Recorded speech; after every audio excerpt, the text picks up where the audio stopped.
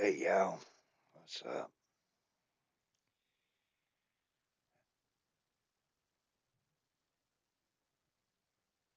Hope you guys is doing good.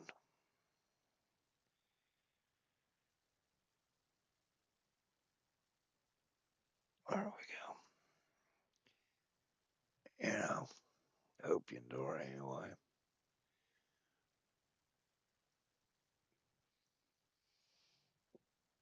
We'll play some test server here and try to get some of these done. I need them.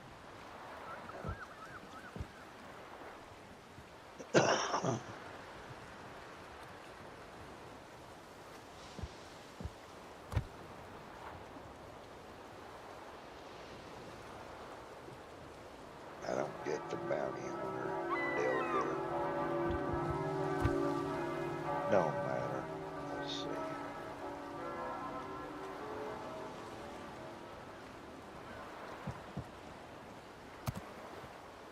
We'll get what we can of these, nonetheless.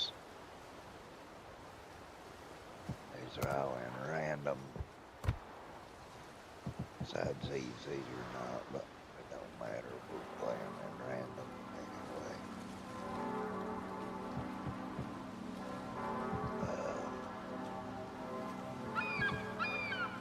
Days, 5 days, 10 hours on that, 4 hours on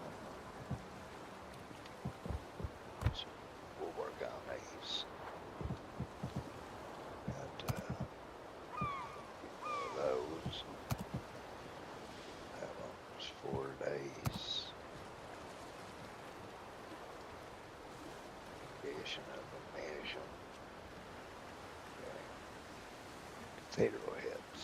450 revenue. Two. Okay. Let's get started here, dudes. Okay. We can, hopefully we can, whatever here.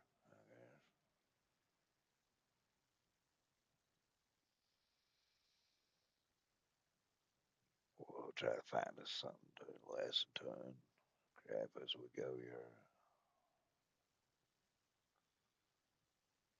Okay.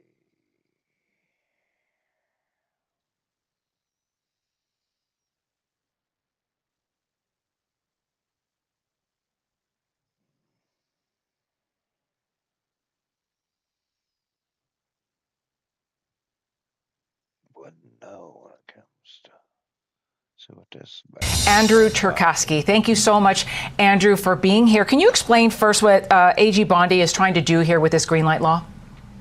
Well, Attorney General Bondi is really trying to put an end to renegade prosecutors in southern New York. That includes both the U.S. attorneys and the liberal ones who have stayed around from the last administration and want to continue with political prosecutions. And it also includes Letitia James and the lawmakers in the state of New York who are seeking to end the use of affirmative New York state action to interfere or frustrate the efforts of immigration control on the federal scale. That violates the supremacy clause, ultimately. The state cannot pass laws or take action that directly interferes with that which is the federal authority. And here, where the country is in so desperate need to get the immigration problem under control, we have New York laws and prosecutors who are acting on them to take steps to interfere with federal enforcement of the law. Well, you know, New York Governor Kathy Hochul responding to the lawsuit on Wednesday in a statement, quote, "Our current laws allow federal immigration officials to access any DMV database with a judicial warrant. That's a common sense approach that most New Yorkers support, but there's no way I'm letting federal agents or Elon Musk's shadowy Doge operation get unfettered access to the personal data of any New Yorker in the DMV system. We expect Pam Bondi's worthless, publicity-driven lawsuit to be a total failure, just like all the others. Let me be clear. New York is not backing down." Andrew, your reaction? Well, the courts have had some rulings in the past that allow for some degree of sanctuary cities or these sanctuary policies of states. But those laws are not consistent with what the New York law is, and it's not consistent with the time frame that we're in, where immigration crises have gotten so bad all around the country. So I think that when you really pick apart Governor Hochul's statement that is trying to attack Elon Musk's Doge, which is a perfectly legitimate government agency that was created by the Obama administration and just, I guess, retooled a bit under the priorities of President Trump. And you look at the actions of Attorney General Pam Bondi to make sure that the federal government's and the executive branch's enforcement of the law is not something that is secondary to the state's enforcement of the law. I think all of the actions that are being taken here are perfectly legitimate and fall in line with the Constitution and the separation of powers in our country. Well, we will continue to watch that. We're going to switch gears here a little bit, Andrew, to a city taking on President Trump. Denver Public Schools is suing the Trump administration over ICE access to schools. And we should note, no school has been raided that we know of. Still, the superintendent is speaking out. Listen. If the goal was to create fear in the community, it's been an absolute success. Folks are terrified. You're not going to find these criminals, these gang leaders, and these rapists that we hear, that is the target, sitting crisscross applesauce on the colorful rug. Does he have any standing for this suit? This is the first public school to do this in the country. Well, I think that the fear that he's communicating is certainly something that is that's created by the issue that we have with sanctuary cities. So to some degree, court precedent has said that cities or states that are simply not actively helping the federal government enforce immigration, that is to some degree lawful. It's the interference of which is really the problem. And that comes in at government buildings like schools or apartment buildings that are owned by states. And so if federal officers want to come in order to execute legitimate law enforcement purposes, does the state or local government at that point just step back like the law requires them to enforce the law, or do they block the doors? Do they not allow people in? That would be interference with those law enforcement activities and clearly illegal. So this lawsuit is necessary, I think, for these sanctuary cities that are trying to actively interfere with federal law enforcement agents executing the law on government property like schools or like apartment buildings. And this is an important question, but I think the courts are going to be very favorable to the Trump administration. Courts are very busy right now, as we all know. Andrew Cherkasky, thank you so much.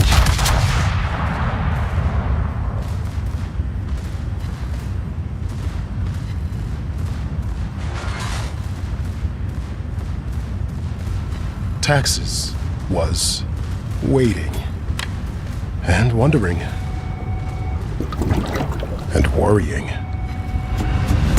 Now Taxes is matching with a TurboTax expert who does everything for you. Who can do your taxes in a day, so you can get up to $4,000 instantly. Now this is Taxes. Intuit TurboTax.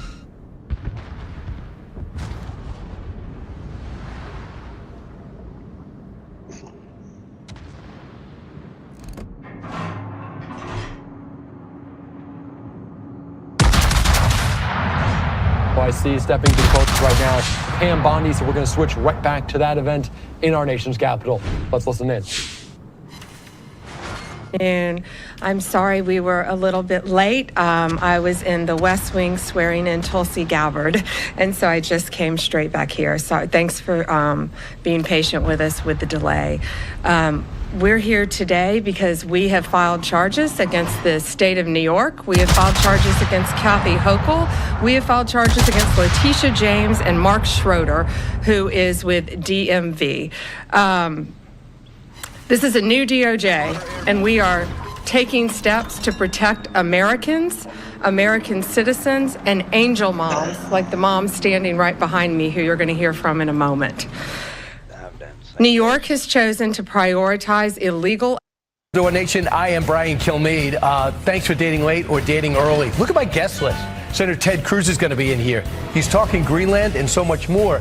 Mike Rowe, the magic of the blue-collar worker, how he could give you money and how I'd never be eligible for it.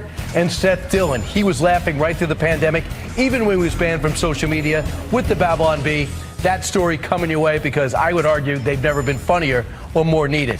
So let's begin with this. The Trump-Musk alliance. For the first time since Donald Trump has been president, he's not dominating every headline, or should I say, hate line. His relationship with the world's richest man seems to be an obsession among Donald Trump's enemies. Why does the media have such a hard time believing that two powerful, successful, handsome men could work together with one objective? It's happened before, and America accepted it. Remember, for example, Lethal Weapon? 4 separate times. Mel Gibson, Danny Glover. Watch. We're partners. We are partners. What happens to you happens to me. Yes, we love that. We never questioned that. The media never had a problem with that. Remember, Tango and Cash.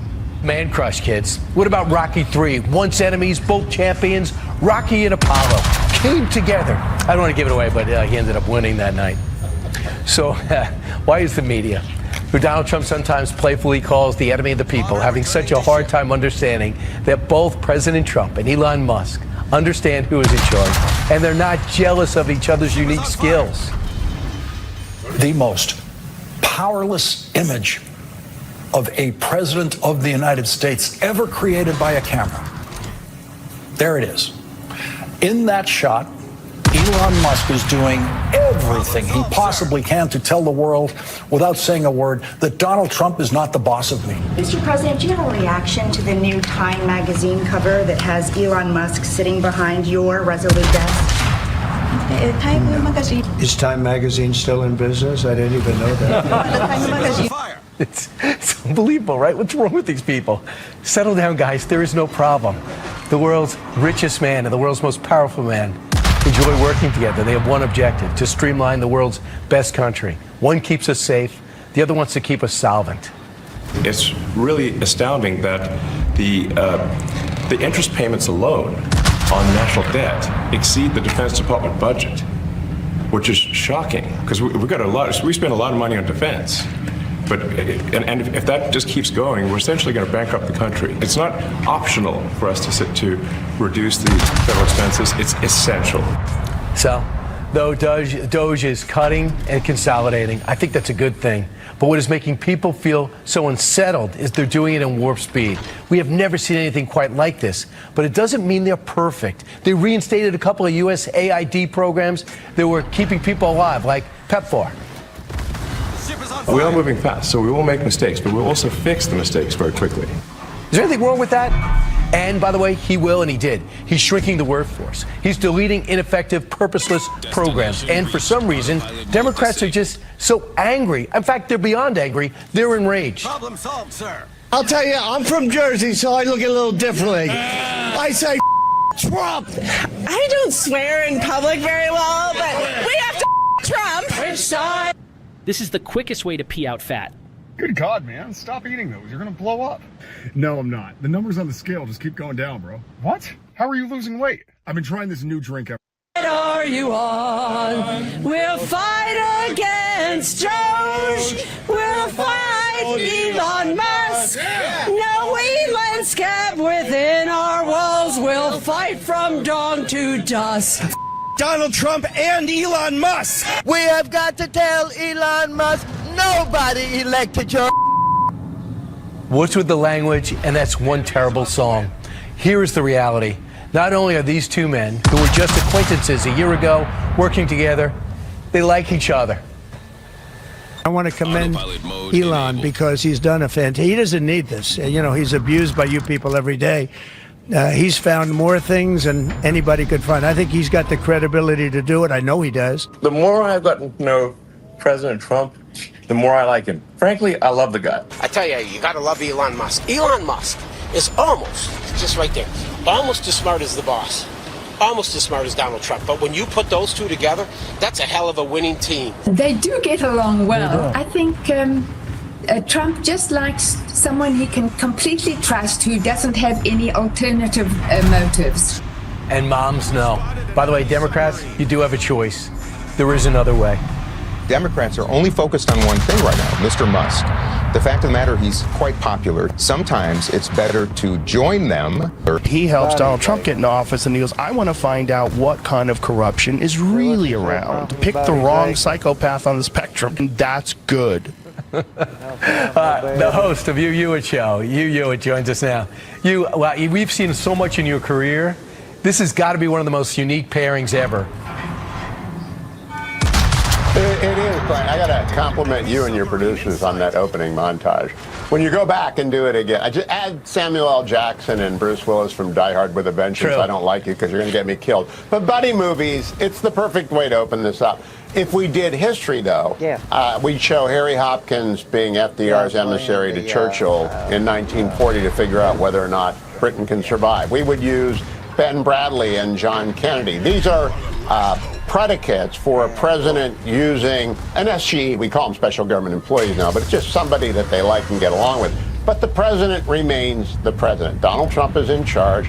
Those Democrats melting down, they really have lost it. And that's another good montage. So if I hear that song one more time, my head's going to split open because that is the worst song I've ever heard sung. I think it's a great partnership. It's working very well, as Musk said in the Oval.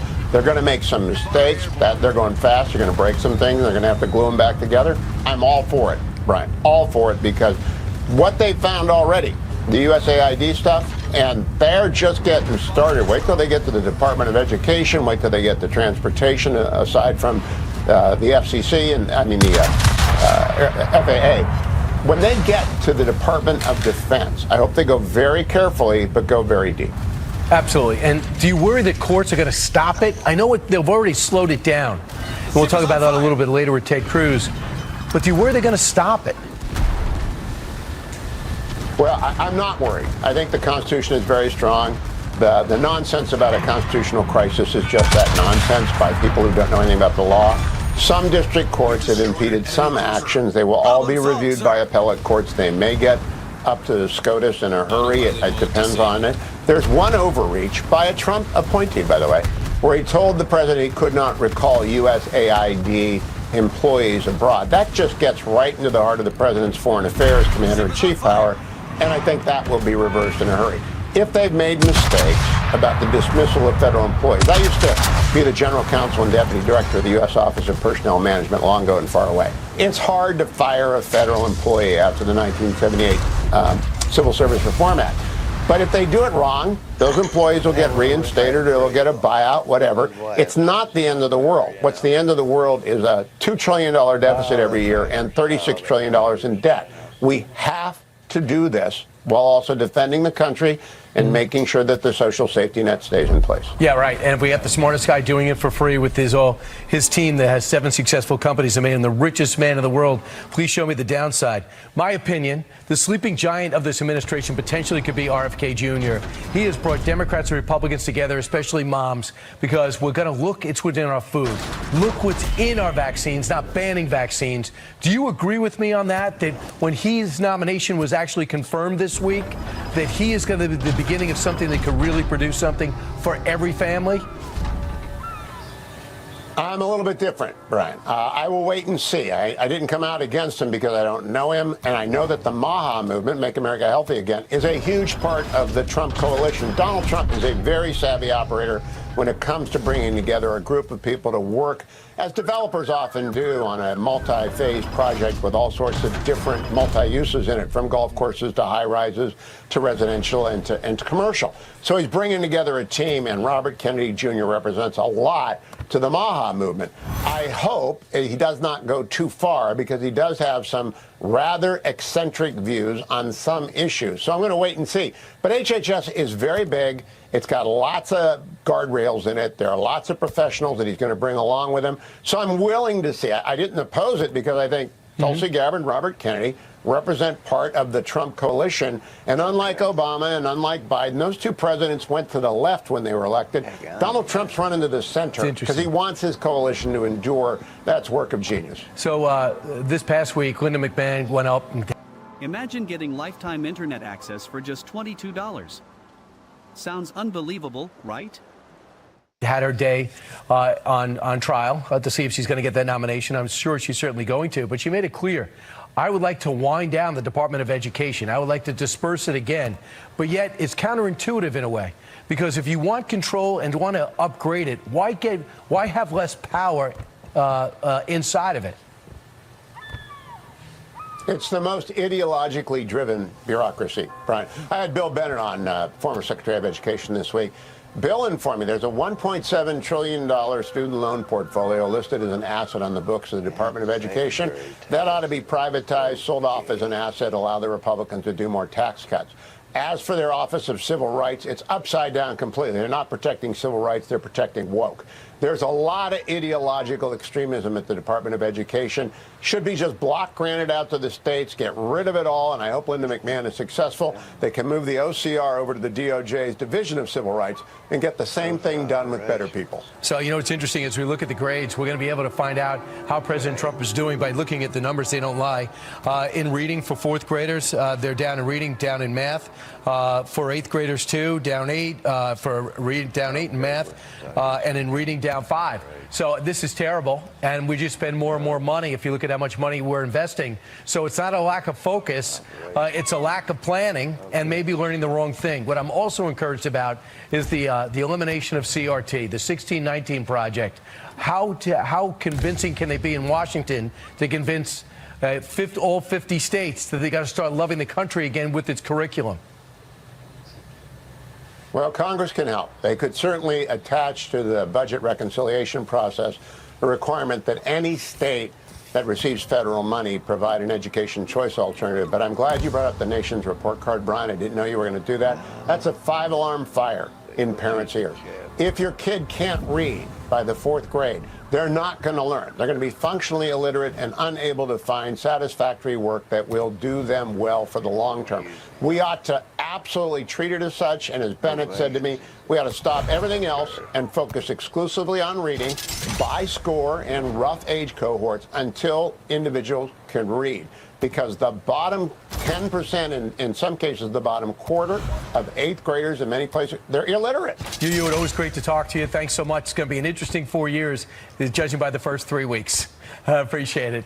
All right, now this. Thank you, Brian. You got it. Meanwhile, promises made, promises kept. President Trump is doing just that, holding people accountable. Trump firing the Inspector General after learning USAID had bankrolled drag shows and college tuition for al-Qaeda terrorists. Lordy. AG Pam Bondi suing New York for prioritizing illegal aliens over American citizens. And what about this? DHS Secretary Kristi Noem taking $80 million of FEMA money back from New York City. It was funding housing for illegals. Governor didn't really like that too much. All this sending Democrats into a tailspin. They have filed 63 different legal challenges to stop the Trump administration. But do some of them, do all of them, have a legal leg to stand on? Joining us now is Texas Senator Ted Cruz, an extremely well-respected lawyer in his own right. Senator, great to see you. Describe the first 3 weeks. Always good to be with you. Yeah, and the blocking, and the no tackling, but the legal blocking of the Democrats. I don't know. Well, look, I got to say, in the history of our country, we've never had a first 3 weeks of a president like we have had now. It has been shock and awe. President Trump hit the ground running, and you look at what's being done, the executive orders to secure the border, putting Marines down on our southern border, sending ICE out to arrest murderers and rapists and child molesters and Venezuelan gang members. You look at the energy deregulations, ending the war on energy to drive down the price of gasoline and everything else that consumers are struggling. You look at standing with our friends and allies, demanding that Hamas return the Israeli terrorists and return the hostages and getting those hostages returned back. Across the board, they've been hitting the ground running, and that it doesn't even begin with Doge and Elon Musk highlighting abuse after abuse after abuse. And listen, Brian, I got to say, the entire effort, Elon is playing a critical role. It really is embodying the old Silicon Valley mantra of move fast and break things. They're doing a lot of things, and everything they do, they're getting sued. The Democrats hate it all. They want to stop it all. And so we are going to see hundreds and hundreds of lawsuits from Democrat attorneys general, from left-wing activist groups. The lawsuits aren't going to work. The president is going to follow through on the mandate that came from the voters this November. So some of the challenges: immigration, citizenship, 17 separate challenges; structure of government, 27; government grants, loans, and assistance, 5 cases; and diversity, DEI, 4 separate cases to handle. Meanwhile, I love what you're doing, and what President Trump really caught me by surprise, opening up saying, "Hey, I'd like to get Greenland and the canal. Let's get China out of there." You unwound this. What's behind it? Well, look, I think President Trump laid out a bold vision and a vision that makes sense for the United States. I got to say, I think there are strong national security and economic reasons why it makes a lot of sense. If you look at Greenland geopolitically, it is located right on the Arctic. If, God forbid, we got into a military conflict with Russia or with China, ICBMs would come right over the Arctic, and Greenland is ideally positioned to defend the United States of America. Secondly, Greenland has abundant rare earth minerals and critical minerals that are essential for all of the technology, all of the weaponry that we need. If Greenland were to become a territory, America would invest billions and billions of dollars into developing those resources. That helps America. And so this week I chaired a hearing in the Senate Commerce Committee examining all of the benefits to America, all of the benefits to Greenland, and all of the benefits to Denmark of the United States acquiring Greenland. I think it makes an enormous amount of sense. Do you send Marco Rubio over there as Secretary of State to say, let's work out a deal? I mean, how do we take it to the next level? Because we seem to be getting the Heisman from all the Danes. You know, we are, and I sat down, I met with the Danish ambassador this past week, I met with the Greenlandic ambassador, and I got to say, the Danish ambassador, they were upset, and they were offended, and they said, Greenland is not for sale. And I laughed, and I said, you know what, everything. I'm tired of ads and games, too. Check out Hero Wars. It's one of the best ad-free games out there right now. It has a real RPG vibe. Things for sale. And I said, listen, Denmark, you are a friend, you are an ally, an important friend and ally. You'll continue to be an important friend and ally. But friends and allies can have conversations about things that are mutual benefits. What I told Denmark is I said, ever since the presidents began talking about this, the Greenland independence movement has been growing in momentum. And if Greenland declares itself independent of you, Denmark gets nothing. Denmark would be a lot better having a major financial investment from America. For Greenland, there are roughly 50,000 Greenlanders living there right now. They're not living in wealth and abundance. If Greenland became an American territory, they would become American citizens. That is an incredibly valuable inducement. You put on top of that the billions of dollars of new American investment that would happen in Greenland, in addition to the powerful national defense advantages. I think for this to happen, you would have to have a referendum in Greenland, and I think the Greenlanders, if they saw those benefits, there's a very good chance they would vote, hell yes, I want to be an American. I love it too. I love, Senator, that you picked up the ball there, and I hope one day it makes me want to go and find out more about it. I never thought about it until President Trump took over. Senator Ted Cruz, have a fantastic weekend. Appreciate it. All right, coming up straight ahead. Behind the scenes at the funniest fake news site around, the CEO of the Babylon Bee joins us, One Nation. But first, Doge already uncovering millions of wasted dollars. What's the impact on blue-collar jobs? No one knows. The war on waste moving full steam ahead thanks to this guy named Elon Musk. It might sound familiar. Musk insists there are 2 things that could cut $2 trillion from the deficit. You ready? What are the 2 ingredients that are really necessary in order to cut the budget deficit in half, from 2 trillion to 1 trillion? And it's really 2 things: competence and caring. And if you add competence and caring, you'll cut the budget deficit in half. Well, the White House hasn't seen competence in about 4 years. Competency and caring, 2 things that are cornerstones, in my view, of blue-collar jobs. So who better to ask that, about that, and about Elon's comments than Mike Rowe, host of the Way I Heard It podcast, founder of Micro Works. Got a big announcement at the end of this segment. Mike, I thought about you as soon as I heard those 2 words come out of Elon's mouth. Not that technical, but necessary, right? Well, you think about me all the time, Brian. Which is strange, as always. Yes, that is a little strange. I'm somewhat obsessed. Yeah. I mean, look, competence and caring, sure. For me, there's something right above it, which is kind of, call it incredulity. Because for as long as I've been paying attention, the war, or the supposed war on waste, fraud, and abuse has been waged by both parties, right? I mean, this guy, I'm old enough to remember Al Gore talking about something called, I think it was RIGA, R-I-G-A. I forget what it stood for, but it was just like Doge. And it was this sort of this new initiative to really drill down this time and really root it out. I've been hearing that for 45 years. To actually see it happening creates a little bit of cognitive dissonance. I think I can only speak for me, but I think a lot of people agree. We're watching something happen that seems so simple, but is also so profoundly extraordinary because we've never seen it happen before. And I think a lot of otherwise skeptical people are pinching themselves like every day. Millions and millions of dollars being pointed to as obvious waste or fraud or something. So it's just surreal to watch it in real time. We used to get a paycheck, but now it's direct deposit usually, and people look at it and see 45% goes to taxes, right?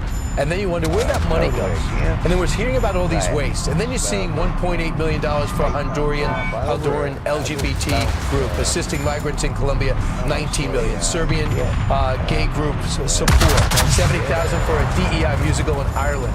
How does that resonate with people who can tell you exactly how many hours they worked and how many times they sacrificed family events to do that, to earn money, and to know it goes into this abyss? Not good. Look, you just kind of, I think, skipped over the real headline. Obviously, all of these things, if you put them right in front of hardworking people and say, what do you think? You know the reaction you're going to get, somewhere between incredulity and outrage. But the big issue is, if we weren't so used to having our paychecks directly deposited, or more to the point, our taxes automatically withheld, we would be in a completely different world. If we had to sit down every week or every month or even every quarter, like most small business owners have to do, and write the check, I think that, well, short term, that would be chaos because people's heads would explode. But long term, we would have a new kind of reckoning where people would be forced to understand, really understand what they're paying. And once you physically go through the act of writing a check to the IRS, then you begin, now you've got a different kind of skin in the game. You want to know where your money's going. Remember, we used to complain about tolls until we got the Easy Pass because we don't really know how much it is. That's it. And next thing you know, I want to get change of $1 to go over the George Washington Bridge. They should provide some type of entertainment, but they never did. J.D. Vance has laid out a vision for AI.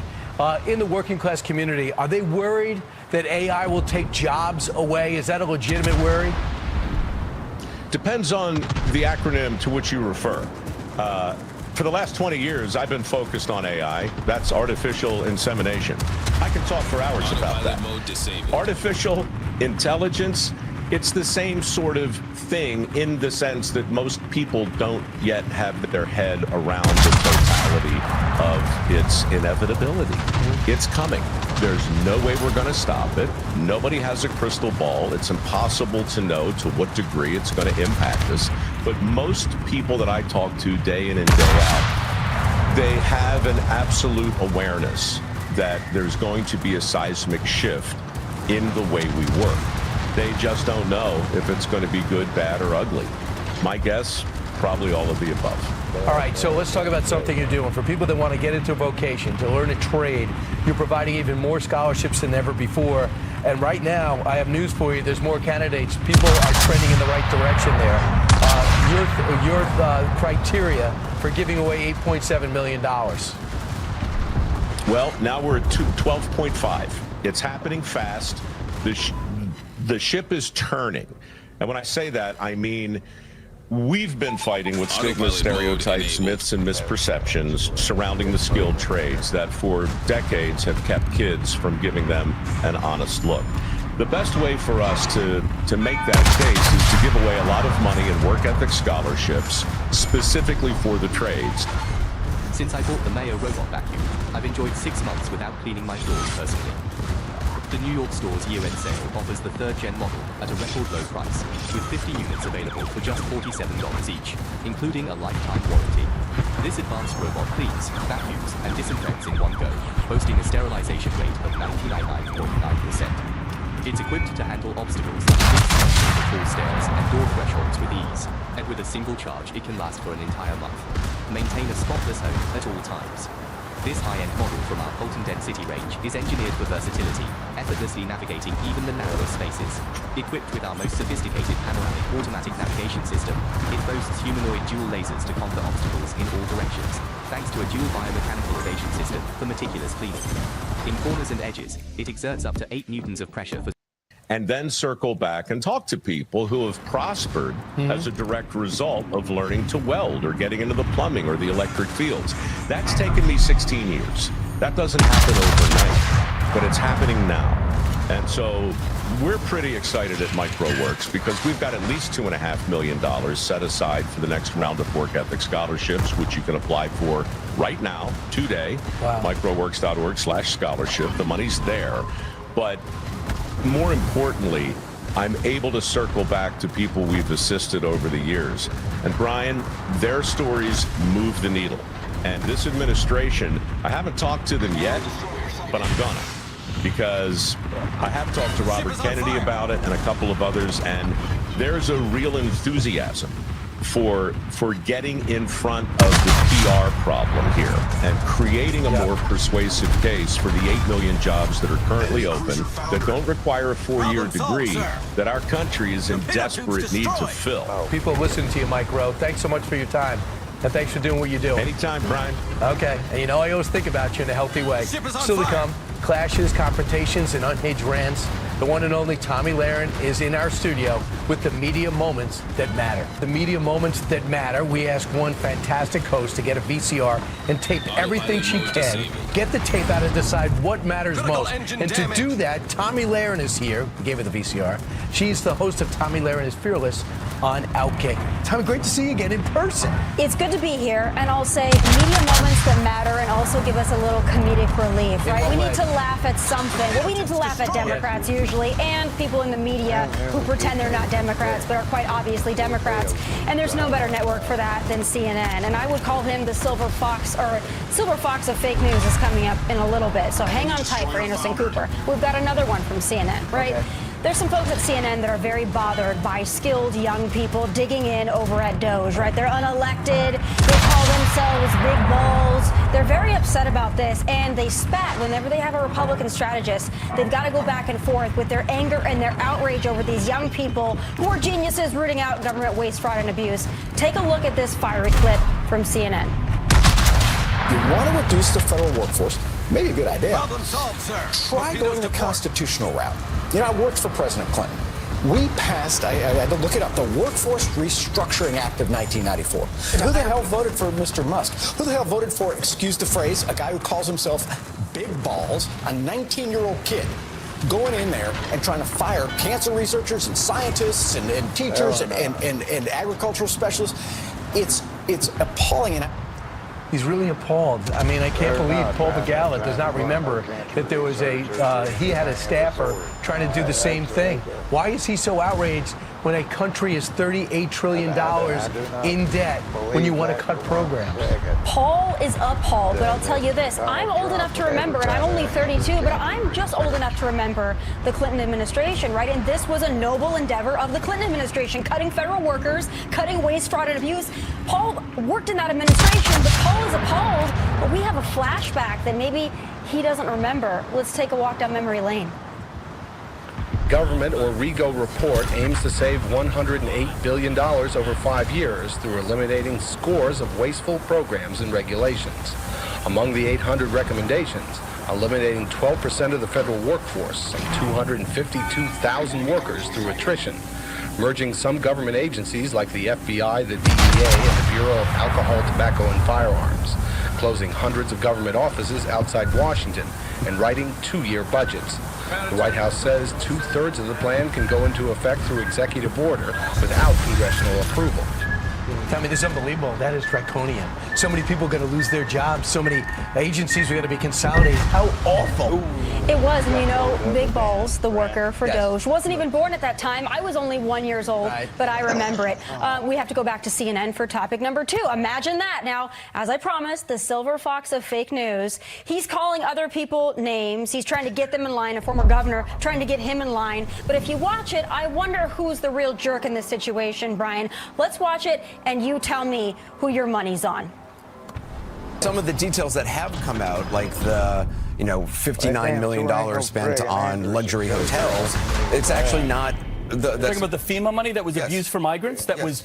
Yeah. FEMA money for migrants. That's okay now. No, I'm not saying it's okay. I'm not saying it's okay. Don't put words in my mouth. So would you stop that? Would you stop that process? Don't be a dick. So smug. And I also have to tell you, Brian, the number of expletives we have heard from Democrats and media folks this week, it's bleep, bleep, bleep. The bleepers, they're tired. They're overworked. But Anderson Cooper, he did apologize for this after the clip went viral, of course, on social media. But I mean, he's got some audacity right there. But Tommy, we went over this on radio. He's totally wrong. Not only did they take back the $59 million, they went and took back the $80 million for illegal immigrants that should be in a different program. That's not what FEMA should be doing. So not only was he rude, he was wrong. But you have something else for me. Rude, wrong, and that's a great description of this next cast of ladies. Now, we have to go all the way back to last weekend, the Super Bowl, the halftime performance. I'm not sure if you watched it, but they're coming up with an interesting theory about what Donald Trump's next executive order could be, and it's even more unhinged than ever. Let's take a look at The View. I don't do sports. I don't do football, so I wasn't watching the game. But listen, I think today Donald Trump is going to sign an executive order banning black people from halftime. The halftime show, I was there. I don't really care about a rivalry at halftime. It's supposed to be an American celebration. I would love to have seen a little bit more diversity in the halftime. You mix in country with rap, whatever. But the President of the United States banning black people from halftime of the Super Bowl? Are you insane? But also, Brian, to my knowledge, Donald Trump never went after Kendrick Lamar. He actually tweeted about Taylor Swift, who, to my knowledge, is a white female. So I think the ladies of The View, maybe they weren't watching as they noted, but perhaps you should watch it before you talk about it. Absolutely. And the halftime show was highly rated. I just think that you could do, maybe it's time to bring Paul McCartney, Sting, or somebody else a little bit more mainstream back. Would have been kind of interesting. A lot of folks on that list. Morgan Wallen, maybe even Taylor Swift. We can bring in the Swifties next year. Maybe you'll be on the committee, Brian. Hopefully the Chiefs won't be in it. No offense to Chiefs, but we need a switch. Tommy, thanks so much. But I know you're more focused on baseball, and I know exactly why. More on that later. Up next, when fake news becomes real news, we're going to take you behind the scenes of the satire. Germans have figured out a way to increase water pressure by 15 times without using any energy. This new $80... Okay, let's see here. I think that's my opinion about it,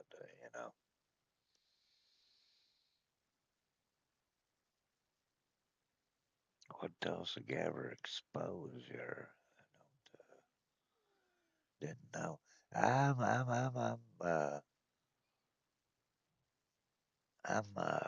really interested to see what Kash Patel's going to do.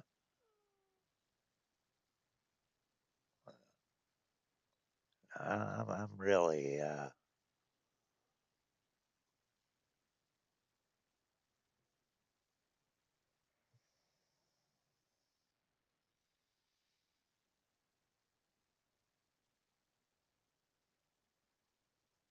that's going to be one really worth paying. What HCF do here? Be threatened. Let's see what HCF's saying here to NATO. Good afternoon, everyone. That as well. We're going to start with the U.S. press. We're going to take 2 from the U.S. We'll take 2 from international, and then we'll go from there depending on the secretary. So, let us start with. Now, hold on, John. Sir, I'm going to talk first. Roger that. Okay. It is great to be here at NATO with 31 allies, also with my wife Jenny, who's been meeting with families of U.S. troops, both here in Germany, and we're heading to Poland right after this as well. That's what this is all about for me, for President Trump, and the Defense Department. I also want to express a special thanks to the Secretary General Ruta, for your boldness, for your friendship, for your leadership, and most especially for your urgency of the matter at hand, which is great to see from the leader of NATO. Look forward to working very closely with him and his I thought team. he was a good pick. And before we're talking about what we've done at the ministerial, I want to reaffirm a few things from this podium. First, as we see it, NATO's strategic objectives are to prevent great power conflict in Europe, deter nuclear and non-nuclear aggression, and defeat threats to treaty allies should deterrence fail. Second, the U.S. is committed to building a stronger, more lethal NATO. However, we must ensure that European and Canadian commitment to Article 3 of this treaty is just as strong. Absolutely. Article 3 says that allies, and I quote, by means of continuous and effective self-help and mutual aid, will maintain and develop their individual and collective capacity to resist armed attack. Leaders of our European allies should take primary responsibility for defense of the continent, which means security ownership by all allies, guided by a clear understanding of strategic realities, and it's an imperative given the strategic realities that action stations. So childish. And that begins with increasing autopilot mode enabled. Not because 2% is a start, as President Trump has said, but it's not enough. This is 3%, no, it's 4%, more like 5%. Real investment, real progress. We can talk all we want about values. Values are important. But you can't shoot values. You can't shoot flags. And you can't shoot strong speeches. There is no replacement for hard power. As much as we may not want to like the world we live in some cases, there's nothing like hard power.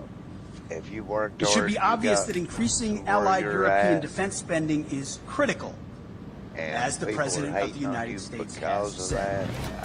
Also critical is expanding our defense industrial base capacity on both sides of the Atlantic. It's like with Trump. Our dollars, our euros, our pounds must become real capabilities. And the U.S. is fully committed under President Trump's leadership to pursue these objectives in face of today's. I think yesterday I had a chance to attend the Ukraine Defense Contact Group. Today participated in both the NATO ministerial and the Ukraine. In both, discussed Russia's war and aggression against Ukraine.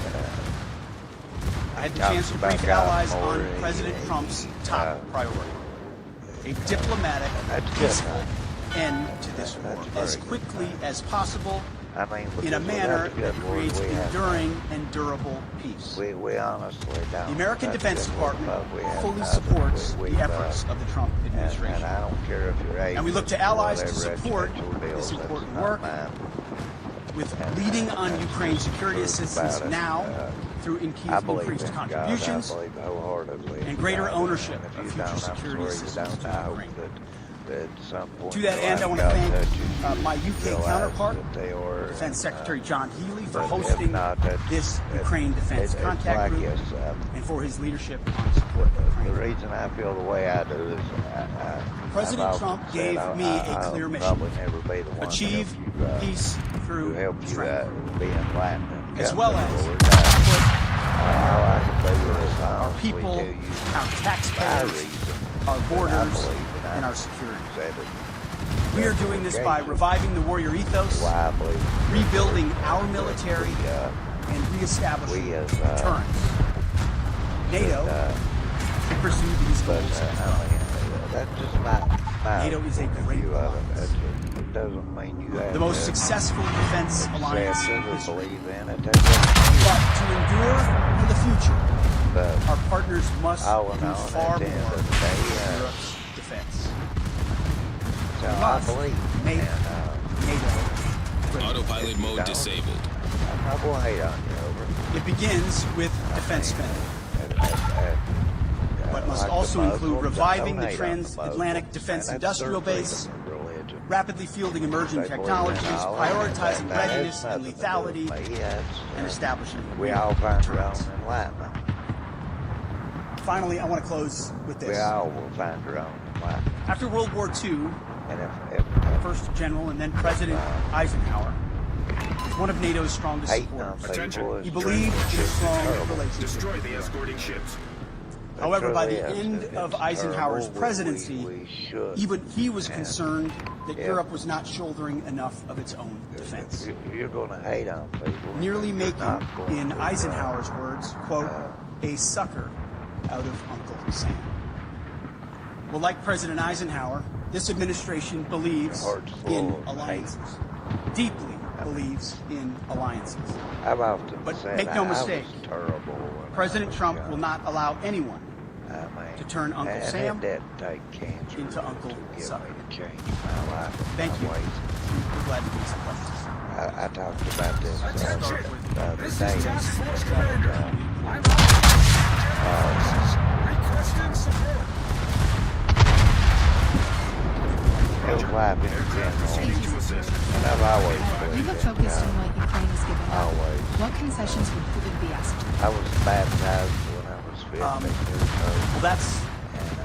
I would start by saying I felt God the arguments that have been made that somehow coming to the table right now is making concessions to Vladimir Putin, otherwise President of the United States. The ship is on fire! There's a reason why negotiations are happening right now. Just a few weeks after President Trump was sworn into the United States. Vladimir Putin responds to strength. Problem solved, sir. In 2014, he invaded Crimea, not during the presidency of Donald Trump. For 4 years, there was no Russian. In 2022, Vladimir Putin took aggression on Ukraine. Once again, not while President Trump was president. So any suggestion that President Trump is doing anything other than negotiating from a position of strength is on its face ahistorical. So when you look at what he may have to give or take, what's in or what's out in those negotiations, we have the perfect deal at the table from a position of strength to deal with both Vladimir Putin and Zelensky. No one's going to get everything that they want. Understanding who committed the aggression in the first place. But I challenge anyone else to think of a world leader at this moment who, with credibility and strength, could bring those two leaders to the table and forge a durable peace that ultimately serves the interests of Ukraine, stops the killing and the death, which Trump has been clear he wants to do, and hopefully ultimately is guaranteed by strength of Europeans who are there prepared to back him. The Bible does against. Why not invoke Article 5 then for the NATO homosexuals. forces that could potentially be deployed? How does that deter President? Liars. Well, I would say, I want to be clear about something as it pertains to NATO membership not being a realistic outcome of negotiations. That's something that was stated as part of my remarks here, as part of the coordination with how we're executing these ongoing negotiations, which are led by President Trump. All of that said, these negotiations are led by President Trump. Everything is on the table in his conversations with Vladimir Putin and Zelensky. What he decides to allow or not allow is at the purview of the leader of the free world, of President Trump.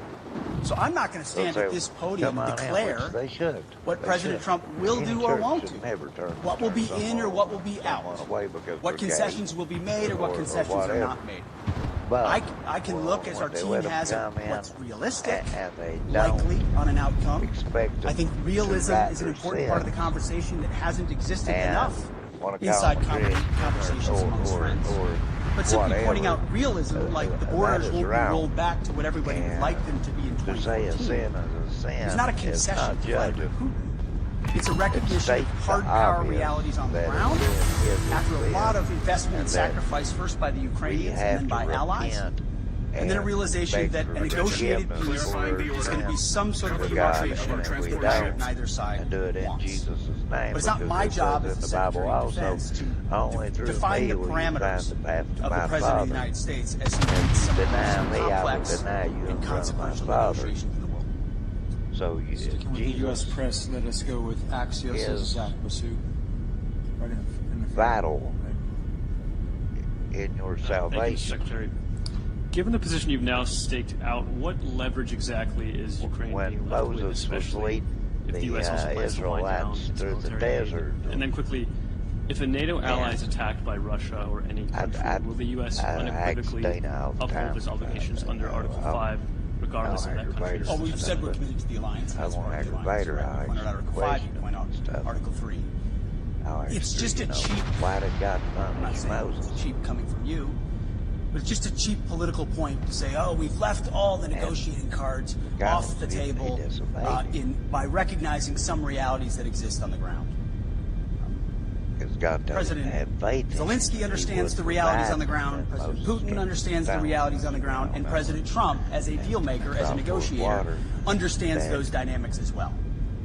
By no means is anything that I state here, even though we lead the most powerful military in the world, hemming in the commander-in-chief in his negotiations to ultimately decide where it goes or does not go.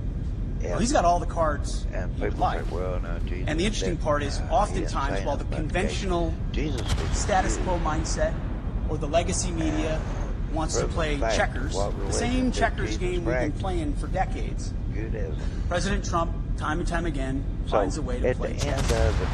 As a deal maker, as a businessman who understands how to create realities and opportunities where they otherwise may not exist. Take, for example, the conversations that our Treasury Secretary had in Kiev recently with President Zelensky, which will continue in Munich with our Vice President and Secretary of State, around investments and resources inside Ukraine.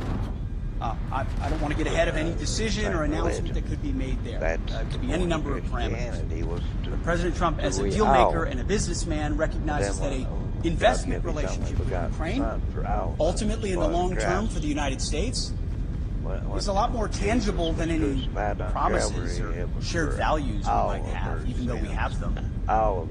There is something to relationships and deals in real ways, whether militarily or economically or diplomatically, that he sees that are possibilities that could forge together a lot of opportunities to show that solidarity that Vladimir Putin will clearly recognize. That's one of any number of other opportunities that this president will leverage in these high-stakes negotiations. So I just reject on its face the premise that somehow President Trump isn't dealing with a full set of cards when he's the one that can determine ultimately what cards he holds. About Pilot's son being sick and French wire service pray for him and heal him. And then I realized he had interacted with him. So I no longer. Thank you very much, Secretary. Because I was judging. You've spoken about trying to force both Putin and Zelensky to the table. Can you give a guarantee that no deal will be forced on Ukraine that they do not want to accept, and also that you will include Europe in the negotiations about an issue that concerns European security? And can you tell us whether the U.S. will continue to supply arms to Ukraine during any negotiations? Well, to the first part of your question, that's not ultimately my decision. The President will lead these negotiations alongside our Secretary of State, our National Security Advisor, and numerous other officials that have been involved. And ultimately, we've played our role in talking to our NATO allies about what that would look like. President Trump, I want to point out, I've got the troops right here that he posted, called both, in case we missed it, Vladimir Putin and President Zelensky. Called them both. Any negotiation that's had will be had with both. I also am very encouraged by what the Secretary General has said here. Clearly attuned to the realities of the moment the need for peace, and that the NATO alliance and European members will play a role in that. Ultimately, President Trump speaking to those two countries is central to the deal being made, but it affects a lot of people, of course. So I'm not going to be involved in those intimate diplomatic negotiations. That's for the pros atop the Trump administration who do diplomacy and negotiations.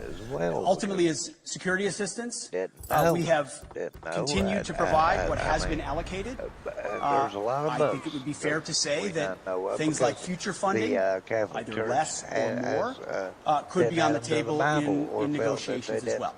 Whatever the president determines is the most robust carrot or stick on either side to induce a durable Which I peace, believe in, understanding do not get me obviously wrong. the motivations that Vladimir Putin has had on Ukraine for quite some time. Thank you.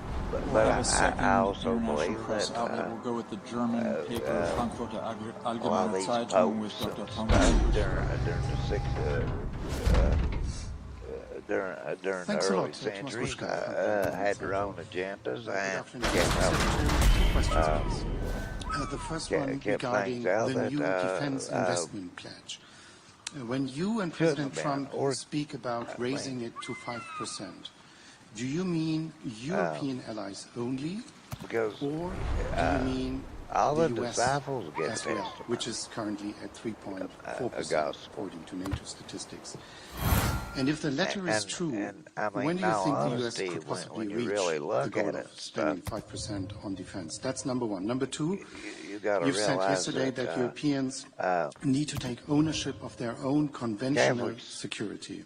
So, should Europeans expect that ultimately the US would withdraw the bulk of their forces from Europe and just leave in place what is necessary for nuclear deterrence? I know there's a revision going on. I don't expect you to name any numbers, but maybe give us an outlook of what we should expect. as well. Thank you. I think nobody can or should contest the extent of America's willingness to invest in national whatsoever security. of that deal. I truly don't. $850 Whatsoever, billion I spent on believe defense. being a woman. I'm in the business of ensuring that every dollar of that is used wisely, which is why we're pushing a Pentagon audit and making sure that we're cutting fat so that we've got more at the tip of the spear. 3.4% is a very robust investment, I do believe that larger than most of our allies within NATO. Any defense minister or secretary of defense that tells you they wouldn't want more would be lying to you. I understand that. Ultimately, we have our own budgetary considerations to be had, but I don't think an unwillingness of NATO allies to invest in their own defense spending can be dismissed away by trying to point at the $900 billion that America has invested around the globe to include the NATO alliance. That was totally different. So ultimately, we are very much committed to the NATO alliance and to our allies, but without burden sharing, without creating the right set of incentives for European countries to invest, then we would be forced to attempt to be everywhere for everybody all the time, which in a world of fiscal restraints is, again, to get back to that word reality, just not reality. So, yes, we will continue to spend robustly. Our expectation of our friends, and we say this in solidarity, is you have to spend more on your defense, for your country, on that continent, understanding that the American military and the American people stand beside you as we have in NATO, but can't have the expectation of being the permanent guarantor, as I alluded to, from what even Eisenhower observed post World War II. That shift has to happen. The peace dividend has to end. There are autocrats with ambitions around the globe, from Russia to the Communist Chinese. Either the West awakens to that reality and creates combat multipliers with their allies and partners. We've got about 50 million followers. We're in the billions of views, and we're a small team. To include NATO, or we will abdicate that responsibility to somebody else with all the wrong values. You mentioned Europe.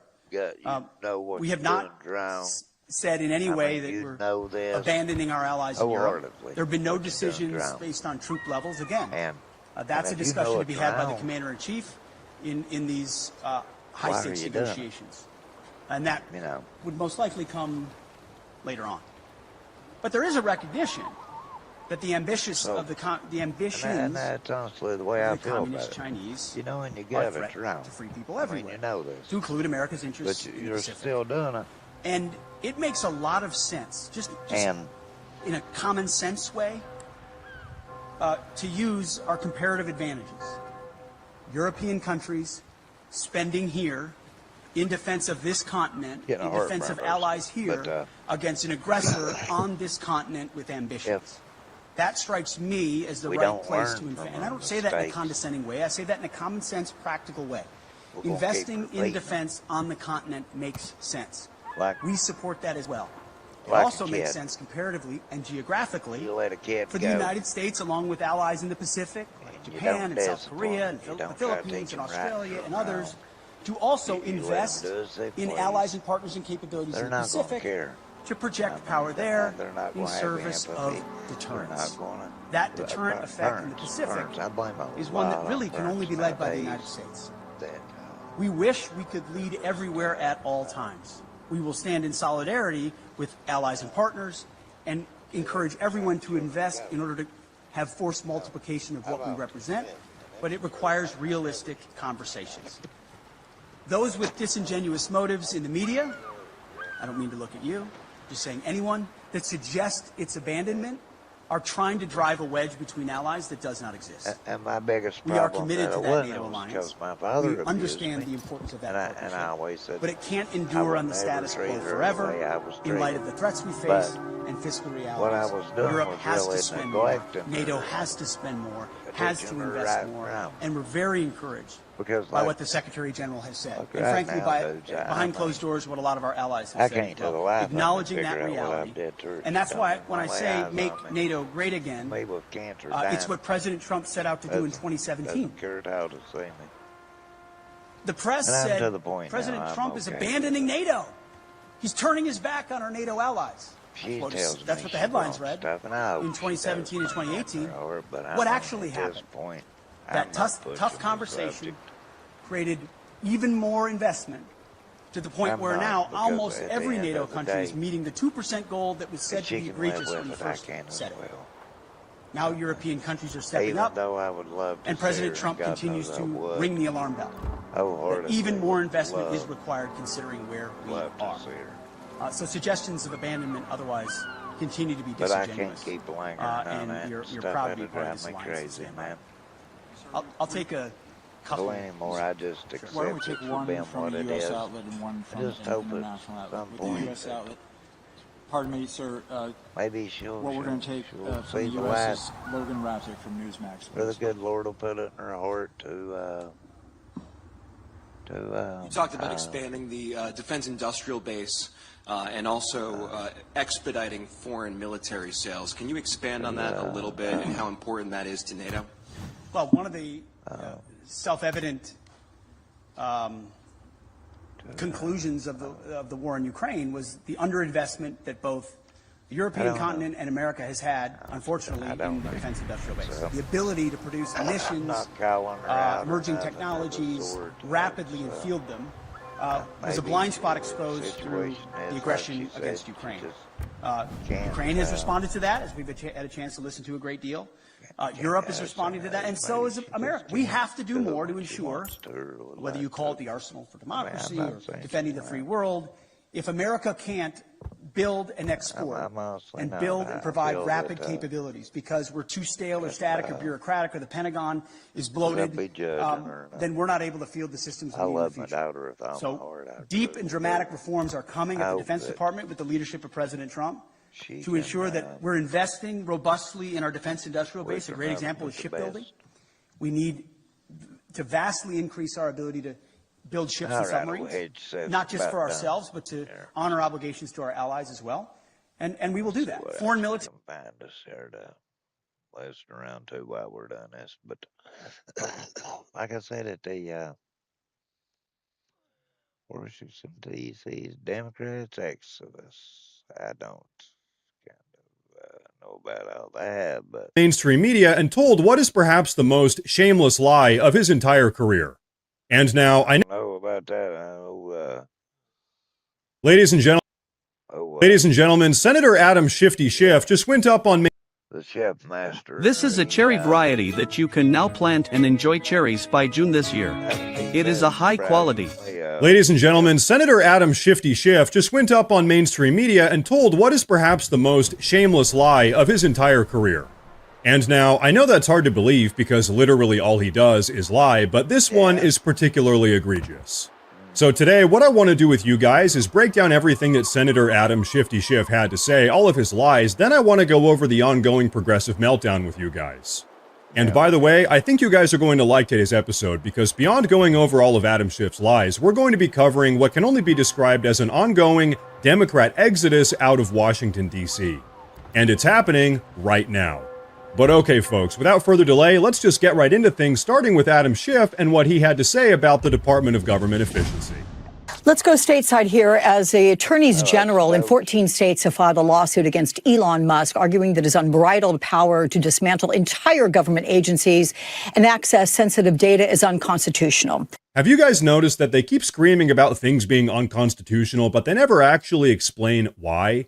That's a little bit weird. It's almost like they're just making it up. But okay, Adam Schiff, take it away. What are your colleagues saying about the authority that's been given to Musk and his Doge team without congressional approval? And how do you expect this to play out in courts? Well, initially, I think the opposition was really just from Democrats in the Congress, concerned about the unlawful nature of these actions, the harmful, destructive nature of these actions, thousands and thousands of Americans losing their jobs, but also losing important work that is really central.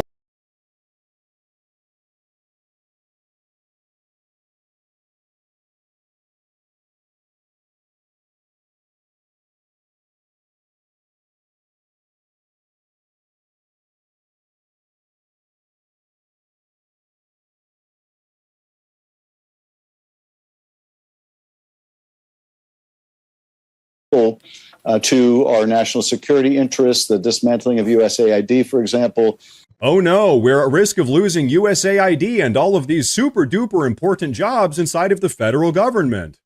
Now, of course, at this point, we all know that USAID was effectively a multi-billion-dollar slush fund for the Democrats and that our federal workforce has been completely oversized and absolutely bloated. In fact, take a look at this. I was curious and took a look through Joe Biden's final jobs report, and as it would turn out, 70% of all jobs created were created in the government sector. And guess what? 99.2% of all jobs went to foreign-born laborers. And no, I'm not kidding. In fact, I wish I was. So what this means is that almost all of the jobs that Joe Biden created during his time in the White House were just unnecessary jobs in the federal government. In fact, remember when he hired 87,000 new IRS agents? That's the sort of stuff that we're talking about here.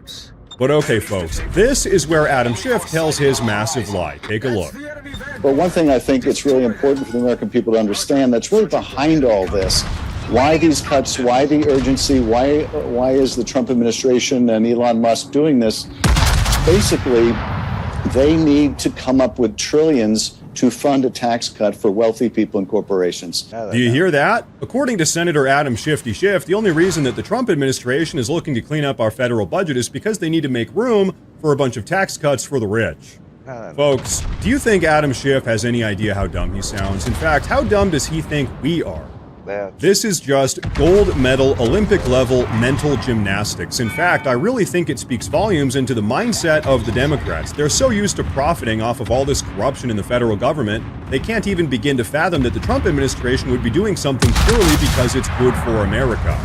They're all sitting here like, doing something that's good for America? We can't make any money off of that.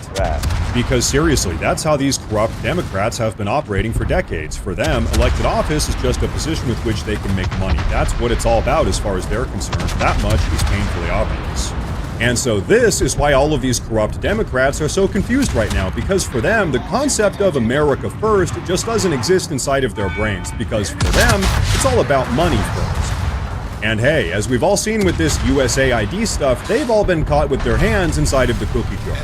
So here's what I want to do now with you guys. I want to take a look at the ongoing progressive meltdown that's taking place as all of this waste, fraud, and corruption is being brought to light.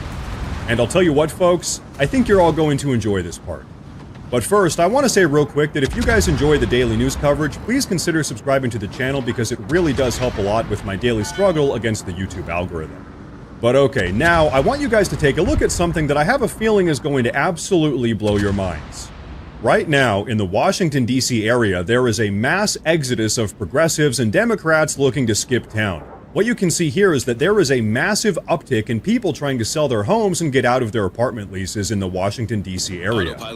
In fact, so many people are trying to get out of town that it's actually caused a micro-housing market crash in the Washington, D.C. area. Seriously, you can't make this stuff up. And here, take a look at this report.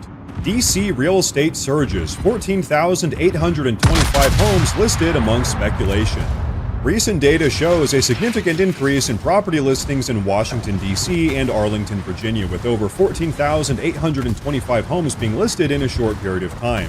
Properties range in price from $579,000 to $3.5 million, with many high-value homes being included. So hey, I guess you could say that the swamp is quite literally getting drained, but hey, you know what? It gets even crazier. Take a look at this.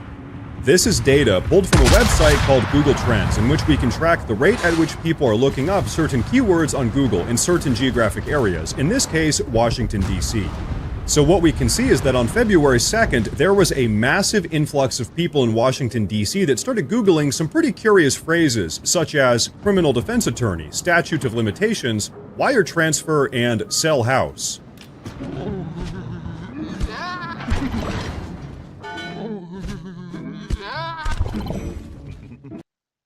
So hey, I don't know about you guys, but me personally, I think it's just a little bit curious that right as the Department of Government Efficiency started exposing all of the waste, fraud, and corruption inside of our federal government, people in Washington, D.C. started looking up all of that stuff on Google. But hey, who knows, maybe it's just a weird coincidence. However, with that being said, I'd be curious to know what Senator Adam Shifty Schiff's internet history looks like. Because as we saw, on top of all of those very curious Google searches, you've got multi-million-dollar homes being listed as well. Trump and his team at the Department of Government Efficiency have these corrupt swamp beasts absolutely scared. They're running for the hills. And I'll tell you what, between you and me, I don't really think that innocent people are frantically Googling criminal defense attorney, statute of limitations, and wire transfer. That is some pretty shady behavior, especially when considering the time at which all of that is taking place. These Washington, D.C. swamp beasts know it's only a matter of time before they get caught. The writing is on the wall, so they're all jumping ship like a bunch of rats on a sinking boat. But now, folks, when you look at the bigger picture here, in my mind, it's plain to see that this country is changing fast, and unless you're a corrupt, progressive swamp beast, I think we can all agree that things are changing for the better.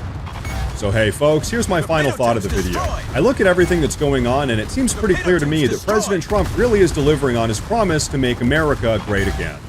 And regardless of how much these corrupt Democrats like Adam Schiff scream and cry about their taxpayer-funded slush fund getting shut down, USAID, we are making this country great again, and America first is inevitable.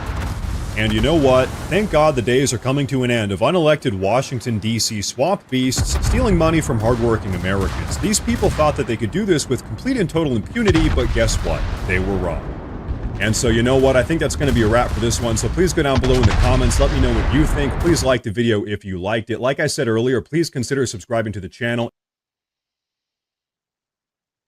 Yeah, okay, bro. That's, Or Fox News contributor for.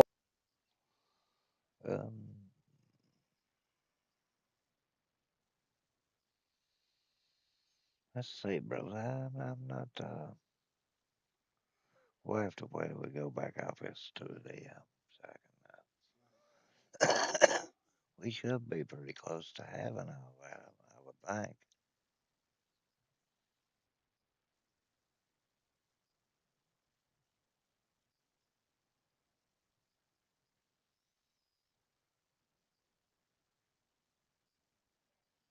Continuing coverage about the thousands of impacted federal employees that have been laid off, specifically within the Department of Veteran Affairs. This is part of President Donald Trump's efforts to cut the size of the federal workforce and save some money. 10 on your side's Kagan Hughes explains how this will impact Hampton Roads. The Department of Veteran Affairs let go of more than 1,000 employees this week. And although this is across the country, it will still trickle down and affect thousands of veterans who call Hampton Roads home. On Thursday, thousands of non-union probationary employees were let go, who joined within the last 1 or 2 years. Nationally, these layoffs may affect more than 9 million veterans, who may see the changes in their care and benefits the VA provides. Locally, hundreds of thousands could be affected. Now they just made it worse. Eric Mallett is a veteran who served in the Navy for more than 22 years and was a past state commander for the state of Virginia. He said hearing the news was disappointing. So it's going to be longer for us to get in to get our care that we deserve and we earned. Many VA hospitals have experienced staffing shortages, according to a report from the VA Inspector General. Many of those employees fear the hiring freezes or the layoffs could make the shortage worse. The last few years, they've been understaffed, so now they're more understaffed, and it's hurt.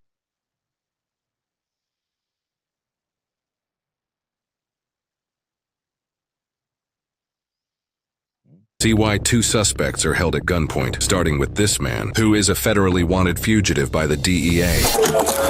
Hey, my man! Hey!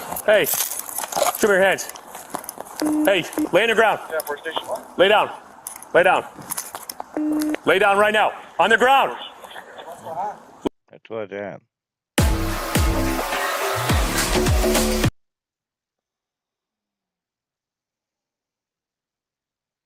That looks pretty interesting about the DEA suspect, you know. There we go. Get down! Get on the fucking ground right now! Why? Hey!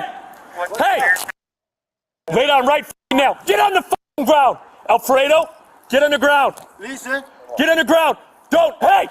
Don't fucking do it! Hey!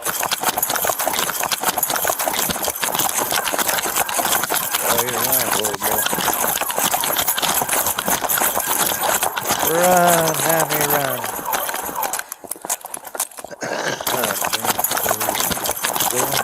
Alfredo, stop! Alfredo.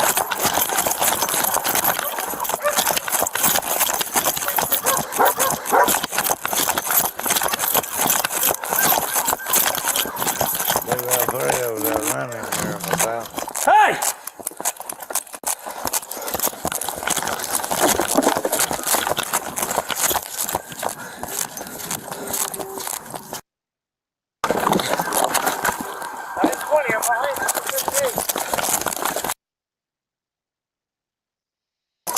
No, Alfredo, don't make that thought more offensive.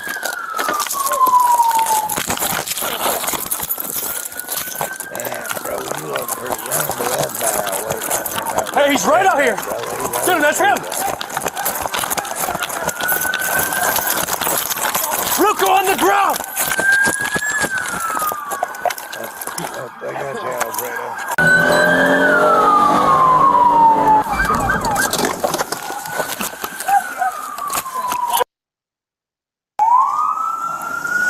Is there another one? Yeah, he's with the girl. Sit up, dude. Sit up. You got anything on you, dude? Huh? He was with a female silver sedan. Yeah, you need to work on your cardio. Walk this way. You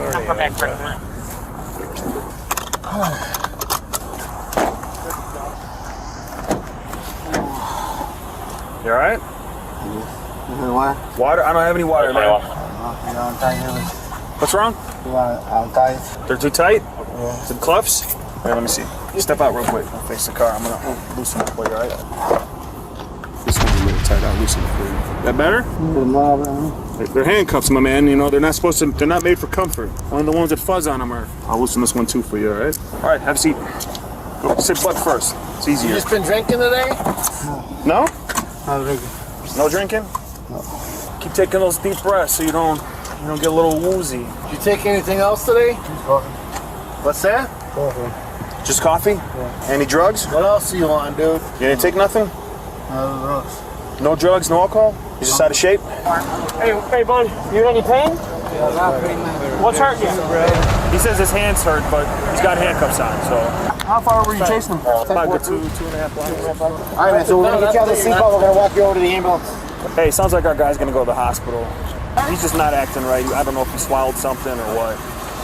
In the arresting officer's report, he noted that he had spoken with the Drug Enforcement Administration earlier in the morning that same day. He learned that the DEA was actively attempting to locate the suspect, Alfredo, as they had federal charges on him for the delivery of several kilograms of narcotics. The officer is coincidentally familiar with Alfredo from multiple other investigations, including an incident where he recklessly discharged a firearm and an AK-47 rifle was recovered from a storage unit, and another narcotics delivery case where Alfredo had multiple firearms on his person and in his belongings. The female that was mentioned by the officers in the body cam footage was located by other Elgin police officers and was taken into custody. Officers later searched Alfredo's vehicle and found 16 grams of a white crystal-like substance that field tested positive for methamphetamine. They also found 0.2 grams of suspected heroin, a syringe with the needle broken off it, and fentanyl test strips. Later, while interviewing Alfredo, he began to talk about the firearms he sold and stated everything is for sale. The officer asked if he planned to sell the meth he had in his possession, to which he stated, "Everything is for sale, my friend." Alfredo was charged with intent to deliver methamphetamine between 15 and 100 grams, possession of methamphetamine between 15 and 100 grams, resisting, obstructing, and his warrant from the DEA. He is innocent unless proven guilty in a court of law. Get on the ground!